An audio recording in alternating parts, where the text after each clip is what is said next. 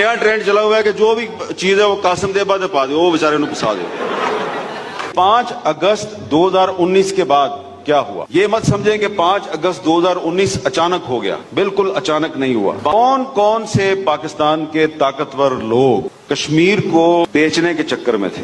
India نے جو کیا اس کو چھوڑ دو نا، انڈیا کی تو مذمت کرتے ہیں بھائی، دشمن ہے وہ۔ جو پاکستان میں بیٹھے ہوئے ہیں، اسلام آباد میں بیٹھے ہوئے ہیں، انہوں نے کس کس طریقے سے کشمیر کو بیچنے کی کوشش کی، وہ سن لیں ان کا سلوشن کیا تھا۔